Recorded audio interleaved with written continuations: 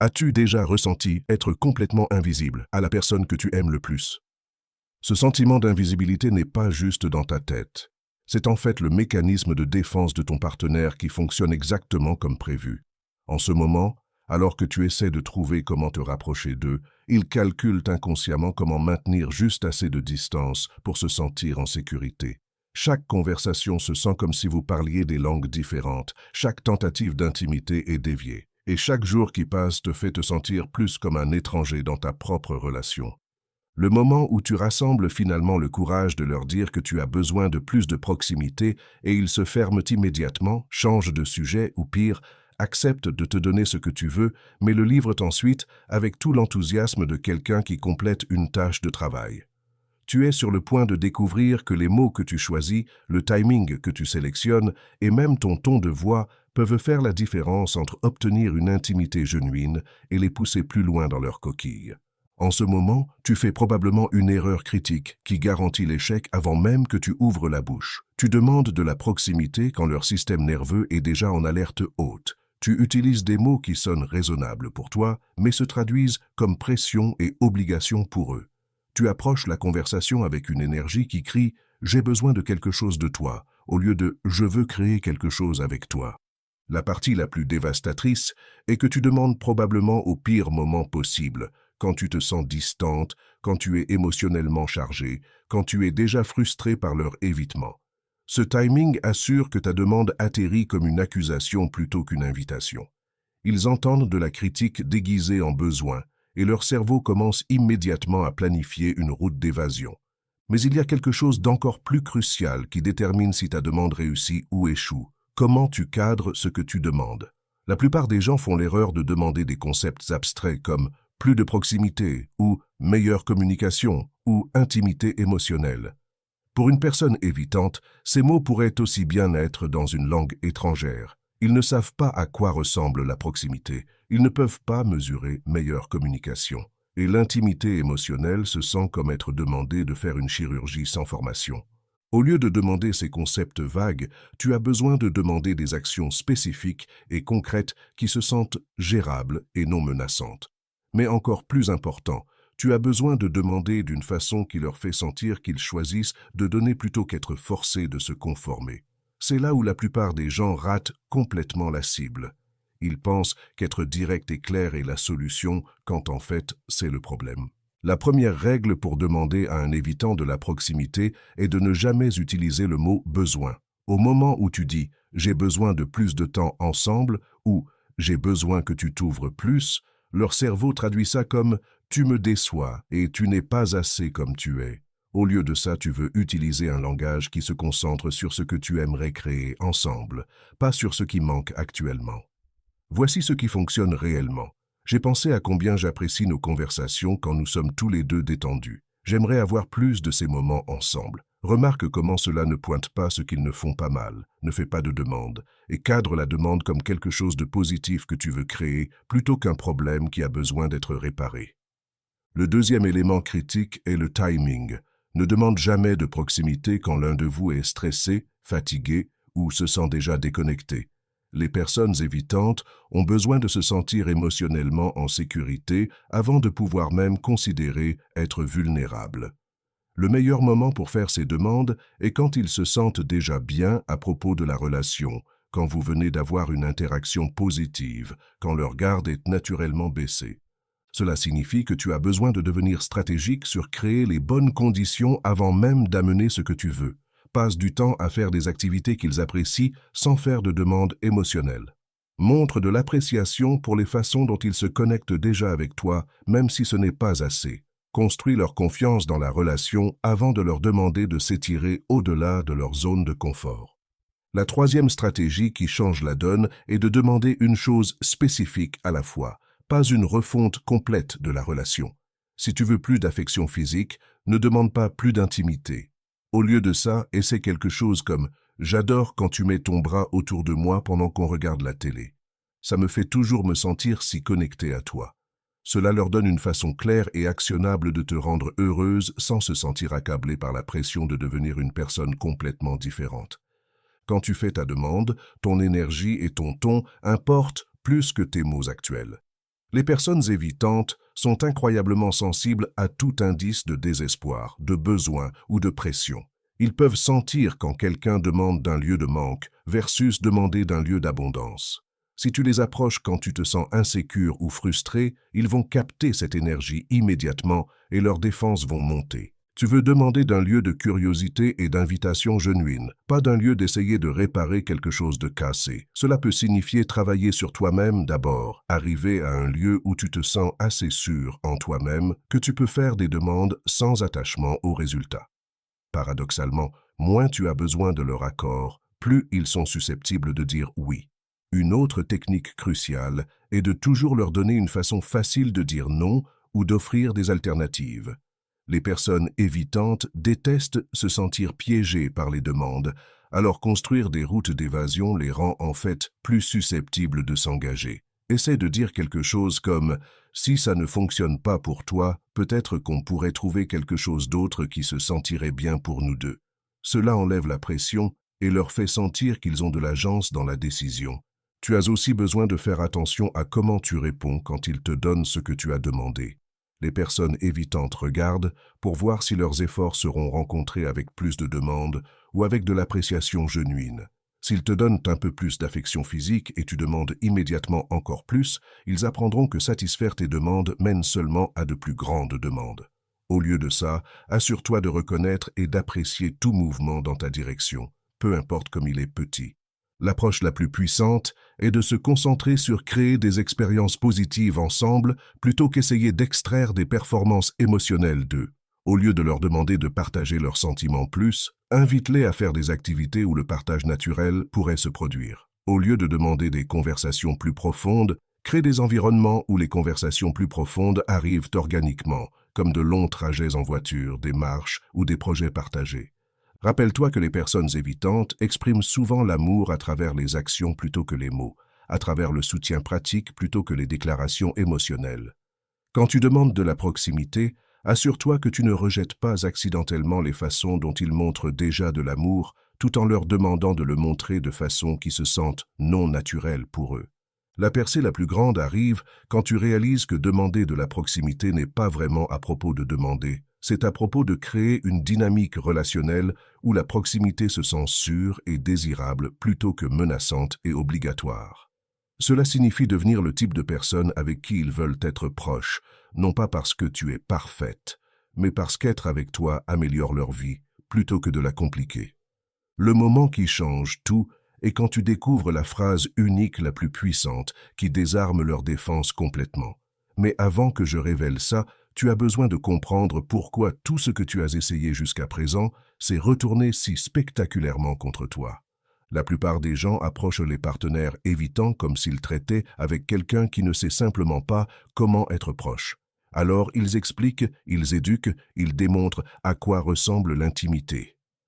Ce qu'ils ne réalisent pas, c'est que les personnes évitantes savent déjà exactement à quoi ressemble la proximité. Ils ont juste terriblement peur de ce qui arrive après qu'ils te la donnent. Leur plus grande peur n'est pas l'intimité elle-même, c'est le moment inévitable où leur intimité n'est pas assez, quand tu demandes plus, quand ils te déçoivent malgré leurs meilleurs efforts. Alors, quand tu demandes de la proximité, leur cerveau avance rapidement immédiatement au scénario futur où ils ont échoué à rencontrer tes attentes et tu es blessé ou en colère ou te retires. C'est pourquoi l'approche traditionnelle d'expliquer tes besoins et leur demander de rencontrer ces besoins est garantie d'échouer. Tu leur demandes essentiellement de s'inscrire à une performance qu'ils sont convaincus qu'ils vont éventuellement rater. Mais il y a une façon de retourner complètement ce script. La phrase qui change tout est celle-ci. Je suis curieuse de quelque chose et il n'y a pas de mauvaise réponse. Cette combinaison magique de mots fait 3 choses simultanément. Elle enlève la pression en déclarant explicitement qu'il n'y a pas de mauvaise réponse. Elle fait appel à leur intellect plutôt que de demander de la vulnérabilité émotionnelle. Et elle te positionne comme genuinement intéressé par leur perspective plutôt qu'essayant de les changer. Voici comment cela fonctionne en pratique. Au lieu de dire « nous avons besoin de passer plus de temps de qualité ensemble », tu dis « je suis curieuse de quelque chose » et il n'y a pas de mauvaise réponse. À quoi ressemble le temps de qualité pour toi? Au lieu de « tu ne me dis jamais comment tu te sens » et c'est « Je suis curieuse de quelque chose, et il n'y a pas de mauvaise réponse. Comment? Préfères-tu traiter tes pensées quand tu as eu une journée difficile? Cette approche fonctionne parce qu'elle te transforme de quelqu'un qui fait des demandes en quelqu'un qui cherche à les comprendre mieux. Les personnes évitantes sont beaucoup plus disposées à partager de l'information sur elles-mêmes qu'elles ne sont à rencontrer des attentes émotionnelles. Elles te diront comment elles expérimentent la connexion beaucoup plus facilement qu'elles ne la démontreront sur commande. Mais voici où la plupart des gens gâchent ça. Ils utilisent cette technique pour rassembler de l'intelligence sur comment obtenir ce qu'ils veulent plutôt que genuinement chercher à comprendre comment leur partenaire expérimente le monde. Les personnes évitantes ont un radar incroyablement sensible pour la manipulation, et s'ils sentent que tu poses des questions juste pour construire un cas pour pourquoi ils devraient changer, ils se fermeront immédiatement. Le vrai pouvoir vient quand tu utilises leurs réponses pour les rencontrer où ils sont, plutôt qu'essayer de les traîner où tu veux qu'ils soient. S'ils te disent que le temps de qualité pour eux est de faire des activités côte à côte plutôt que parler face à face, arrête de demander des conversations profondes et commence à suggérer des projets sur lesquels vous pouvez travailler ensemble. S'ils partagent qu'ils traitent les émotions mieux à travers l'activité physique qu'à travers parler, invite-les en marche quand ils semblent stressés au lieu d'essayer de les faire s'asseoir et s'ouvrir. C'est la partie que la plupart des gens trouvent la plus difficile à accepter. Obtenir de la proximité d'une personne évitante signifie souvent redéfinir complètement à quoi ressemble la proximité. Tu pourrais avoir soif d'affirmation verbale d'amour, mais il pourrait montrer l'amour en réparant des choses autour de la maison ou se rappelant parfaitement ta commande de café. Tu pourrais vouloir de longues discussions sur les sentiments, mais il pourrait mieux se connecter à travers des expériences partagées ou le silence confortable. Le moment de percer arrive quand tu arrêtes d'essayer de les faire t'aimer dans ta langue et commences à apprendre à reconnaître l'amour dans la leur. Cela ne signifie pas se contenter de moins. Cela signifie élargir ta définition d'intimité pour inclure les façons dont ils expriment naturellement le soin et la connexion. Une fois que tu comprends leur style naturel d'intimité, tu peux commencer à faire des demandes qui fonctionnent avec leur câblage au lieu de contre lui. S'ils se connectent à travers des activités partagées, demande plus d'aventures ensemble plutôt que plus de discussions cœur à cœur. S'ils montrent l'amour à travers le soutien pratique, demande-leur de t'enseigner quelque chose ou de t'aider avec un projet plutôt que de leur demander d'exprimer verbalement leurs sentiments. Les demandes les plus efficaces sont celles qui leur permettent de te donner de la proximité tout en se sentant toujours compétent et confortable. Les personnes évitantes détestent se sentir émotionnellement incompétentes. Alors plus tu peux cadrer tes demandes comme des opportunités pour eux de partager leurs forces plutôt que de travailler sur leurs faiblesses, meilleures sont tes chances de succès. Il y a un autre élément crucial qui détermine si tes demandes atterrissent bien. Tu as besoin de démontrer que tu vois déjà et apprécies les façons dont ils montrent actuellement l'amour. Avant de demander quoi que ce soit d'additionnel, passe du temps à reconnaître ce qu'ils te donnent déjà. J'adore comment tu t'assures toujours que ma voiture a de l'essence, ou j'apprécie vraiment comment tu te rappelles les petites choses qui comptent pour moi, ou ça signifie tellement quand tu m'inclus dans tes plans avec des amis. Cette reconnaissance sert deux buts. Elle les rassure que tu n'es pas complètement insatisfaite de la relation et elle leur montre que leurs efforts sont remarqués et valorisés. Beaucoup de personnes évitantes donnent déjà de l'amour de façon qui passe inaperçue et elles deviennent encore plus retirées quand elles sentent que leur contribution n'importe pas. Quand tu fais une demande, connecte-la toujours à quelque chose qu'ils font déjà bien. J'adore comme nous sommes confortables ensemble quand nous regardons des films. J'aimerais avoir ce même sentiment confortable quand nous sortons explorer de nouveaux endroits ensemble. Cela cadre ta demande comme une expansion des forces existantes plutôt qu'une critique des limitations actuelles. Le timing de tes demandes importe énormément. Ne demande jamais plus de proximité pendant ou immédiatement après un conflit, quand ils se sentent déjà défensifs ou accablés. Le meilleur moment est quand ils viennent juste de faire quelque chose qui t'a fait te sentir connecté. C'est quand ils sont le plus ouverts à l'idée que l'intimité peut être positive et gratifiante plutôt que stressante et exigeante. Tu as aussi besoin d'être préparé pour que tes demandes soient déclinées, retardées ou modifiées et de répondre à ces réponses gracieusement. Les personnes évitantes ont souvent besoin de temps pour traiter les demandes émotionnelles, alors laisse-moi penser à ça, n'est pas un rejet. C'est en fait un signe qu'ils prennent ta demande assez au sérieux pour la considérer soigneusement. Quand ils disent effectivement non ou suggèrent une alternative, résiste à l'envie de négocier ou de les convaincre. Au lieu de ça, exprime de l'appréciation pour leur honnêteté et demande s'il y a quelque chose d'autre qui pourrait mieux fonctionner pour vous deux. Cela leur montre que ton but est la satisfaction mutuelle plutôt qu'obtenir ce que tu veux à tout prix. La stratégie à long terme la plus puissante est de créer un schéma où la proximité mène à des résultats positifs pour vous deux plutôt qu'à plus de pression et d'attente. Chaque fois qu'ils te donnent ce que tu as demandé, assure-toi que l'expérience améliore leur vie aussi. Si tu demandes plus de soirées de rendez-vous, choisis des activités qu'ils apprécient genuinement plutôt que juste des activités qui créent le type d'intimité que tu veux. Rappelle-toi que construire la confiance avec une personne évitante est comme faire des dépôts dans un compte bancaire très prudent. Chaque expérience positive où ils risquent la proximité et ça se passe bien ajoute à leur volonté de risquer encore. Chaque fois que la proximité mène à la pression, la critique ou des demandes pour encore plus de proximité fait un retrait de ce compte.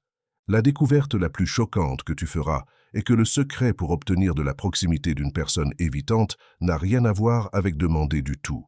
C'est à propos de créer des invitations irrésistibles qu'ils veulent réellement accepter plutôt que se sentir obligés de remplir. Pense à la différence entre être invité à une fête qui t'excite versus être culpabilisé d'assister à un rassemblement familial que tu redoutes. Même demande basique. Passer du temps avec des gens, mais expérience émotionnelle complètement différente. Quand tu demandes à une personne évitante de la proximité, tu veux qu'ils se sentent comme s'ils étaient invités à la fête, pas traînés à l'obligation familiale. Cela signifie retourner complètement ton approche de se concentrer sur ce qui te manque à se concentrer sur ce que tu offres. Au lieu de « nous ne parlons jamais plus », essaie « j'ai quelque chose d'intéressant que je veux partager avec toi ». Au lieu de « tu sembles distant dernièrement », essaie je pensais à cette conversation que nous avons eue la semaine dernière et j'aimerais entendre plus de tes pensées dessus. La différence est subtile mais cruciale. La première approche pointe ce qui ne va pas et implique qu'ils ont besoin de le réparer. La deuxième approche leur offre quelque chose de précieux, ton attention, ton intérêt, ton désir de mieux comprendre leur perspective. Les personnes évitantes sont beaucoup plus susceptibles de s'engager quand elles sentent qu'elles reçoivent quelque chose plutôt que d'être demandées de fournir quelque chose. Il y a aussi une façon spécifique de phraser les demandes qui les fait se sentir collaboratives plutôt qu'exigeantes. Au lieu de « j'ai besoin que tu sois plus affectueux », essaie « je me demande si nous pourrions expérimenter montrer de l'appréciation l'un pour l'autre de différentes façons ». Au lieu de « tu as besoin de t'ouvrir plus », essaie « je suis intéressé à comprendre comment tu préfères partager ce qui est sur ton esprit ». Le mot « expérimenter » est particulièrement puissant, parce qu'il enlève la pression du changement permanent et cadre la demande comme curiosité plutôt que critique. Il implique aussi que tu es disposé à participer et potentiellement changer aussi, plutôt que d'attendre qu'il fasse tout l'ajustement. Une autre technique qui change la donne est de faire des demandes qui rendent réellement leur vie plus facile ou plus agréable plutôt que plus compliquée. La plupart des gens demandent aux partenaires évitants de faire plus de travail. Plus parler, plus partager, plus de travail émotionnel. Mais, et si tu pouvais demander de la proximité de façon qui réduise réellement leur stress ou ajoute du plaisir à leur vie? Par exemple, au lieu de leur demander de partager leurs sentiments plus, tu pourrais demander s'ils aimeraient que tu vérifies avec eux moins fréquemment pour qu'ils aient plus d'espace pour traiter les choses intérieurement avant de partager. Cela montre que tu comprends leurs besoins d'autonomie, tout en ouvrant toujours la porte pour qu'ils partagent quand ils sont prêts. Ou, au lieu de demander plus de soirées de rendez-vous, tu pourrais demander s'ils aimeraient établir une activité régulière ensemble qui requiert une planification ou prise de décision minimale. Beaucoup de personnes évitantes sont accablées par les négociations constantes que les relations requièrent, alors offrir de simplifier certains aspects de votre connexion peut en fait créer plus d'intimité. La technique la plus avancée est d'apprendre à demander de la proximité en demandant leur aide ou expertise plutôt qu'en demandant de la vulnérabilité émotionnelle. Les personnes évitantes se sentent souvent beaucoup plus confortables d'être utiles qu'émotionnellement disponibles. Je lutte avec quelque chose au travail et j'apprécierais vraiment ta perspective peut créer plus de connexions significatives que « parle-moi de ta journée ». Cela fonctionne parce que ça les positionne comme compétents et précieux plutôt que déficients et ayant besoin de s'améliorer. Ça leur donne aussi un rôle spécifique à jouer plutôt que de leur demander de figurer comment être intime sur le champ. Beaucoup de personnes évitantes sont beaucoup plus confortables de se connecter à travers la résolution de problèmes ou le partage de connaissances qu'à travers l'échange émotionnel. Quand tu fais toute demande, tu as besoin d'être genuinement préparé pour qu'ils disent non. Et tu as besoin de répondre à ce non d'une façon qui augmente réellement l'intimité plutôt que de la diminuer. Cela peut sonner contre-intuitif, mais comment tu gères le rejet est souvent plus important que comment tu fais les demandes au départ. S'ils déclinent ton invitation à la proximité, remercie-les pour être honnêtes sur leur capacité plutôt que d'essayer de changer leur esprit. Exprime de l'appréciation qu'ils t'ont fait assez confiance pour dire non plutôt que d'être d'accord et puis de le ressentir plus tard. Cela construit la sécurité autour de la communication honnête, qui est la fondation de toute intimité genuine. Tu peux aussi demander s'il y a quelque chose d'autre qui pourrait mieux fonctionner pour eux, mais seulement si tu es genuinement ouverte à leurs alternatives, plutôt qu'essayer de négocier ton chemin retour à ta demande originale. Les personnes évitantes ont besoin de sentir qu'elles ont de l'agence dans comment la proximité arrive, pas juste si elle arrive. La stratégie à long terme la plus puissante est de devenir quelqu'un qui rend leur vie meilleure plutôt que plus compliquée. Cela ne signifie pas supprimer tes besoins ou devenir une personne qui plaît. Cela signifie trouver des façons de rencontrer tes besoins de connexion qui améliorent aussi leur expérience de la relation. Fais attention à ce qui les énergise naturellement versus ce qui les draine et essaie de demander de la proximité de façon qui s'aligne avec leur rythme et préférences naturelles. S'ils sont plus ouverts le matin, n'attends pas jusqu'au coucher pour avoir des conversations importantes. S'ils se connectent mieux à travers des activités qu'à travers parler, suggère de faire des choses ensemble plutôt que juste parler ensemble. Rappelle-toi que la cohérence importe plus que l'intensité avec les personnes évitantes.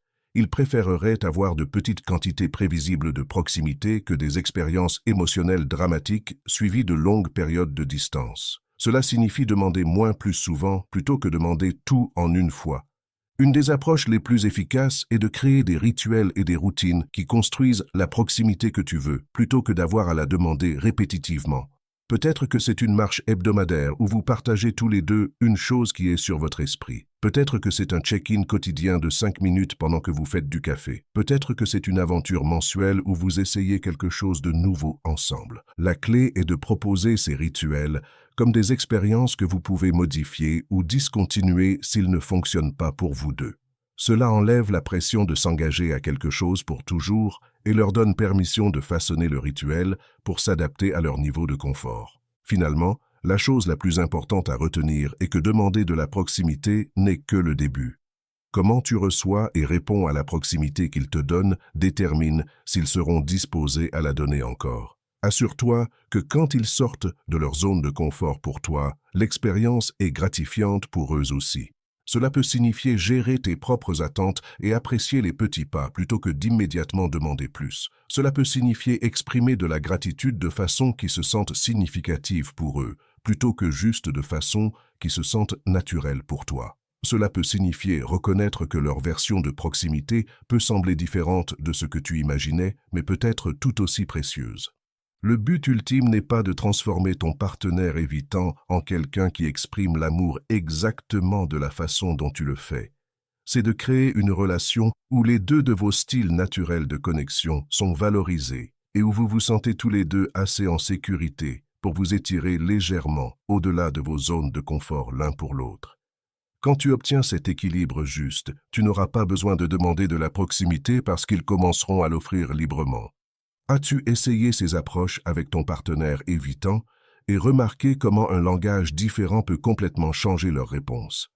Partage dans les commentaires quelles techniques ont le mieux fonctionné pour toi et quelles conversations ont mené à des moments de percée. Si ceci t'a aidé à comprendre comment demander de la proximité sans déclencher leur défense, like cette vidéo et abonne-toi pour plus de stratégies sur construire une connexion plus profonde avec les styles d'attachement évitants. Merci d'avoir regardé.